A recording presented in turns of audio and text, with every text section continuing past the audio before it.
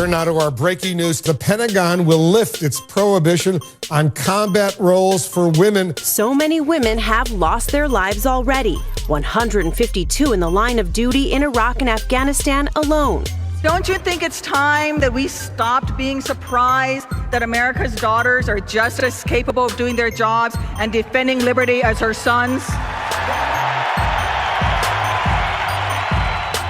Courage, inspiration, pride, survival, an oath to defend the country. These are words that describe our female vets. Keep on surviving. My name is Brenda Street.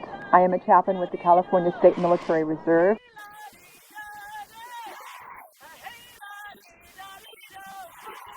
I was in the Air Force for 14 years. I chose to get out after Afghanistan. Join the military to be a part of that sisterly, brotherly love of, this is my country, I love my country, and I put my life on the line for my country.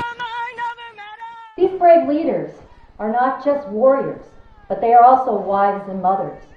Many of them put their own dreams on hold and the needs of their family to serve our country. These women are now facing a new battlefield, the home front.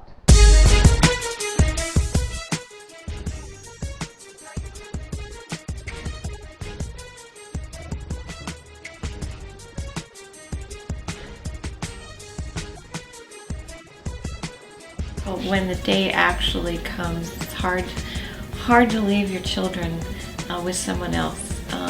Especially for married couples who are both deploying. Physical and emotional wounds, PTSD, sexual trauma. I was co-piloting my Black Hawk north of Baghdad when we started taking enemy fire. A rocket propelled grenade hit our helicopter, exploding in my lap. Do you find that the female vets are not as forthcoming to come to see you to talk about whatever issues they have as the men? The issues are different with men and women, and then women have issues of sexual harassment that they may have endured. They can carry a lot of anger, not just to the perpetrator, but to the system. Oftentimes, if she did experience it when she was in the military, she may not have said anything. She may have kept silent for many reasons, one of the least of which to not being ostracized or being re-victimized. Some of these women are single mothers. Some are homeless, living on the streets with their families. They all have very different needs. Sometimes women deployed 2 months after giving birth come back 2 years later to a child that does not recognize them. When you come back, children, especially younger children, really don't appreciate what you've been doing. They just know that you've been gone. You've missed their birthday, or you've missed Christmas, or you've missed many times that they would have liked to have you there.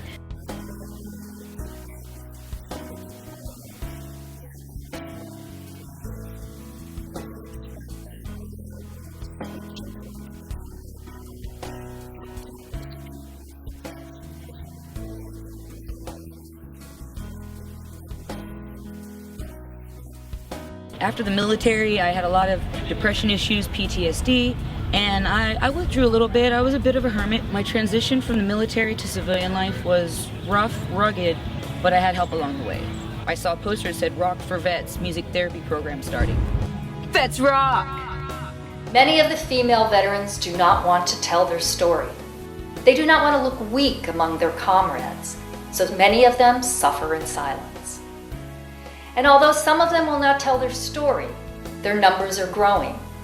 The uniform and the women that I've dealt with have given me the sense of we are some fearlessly wonderful folks.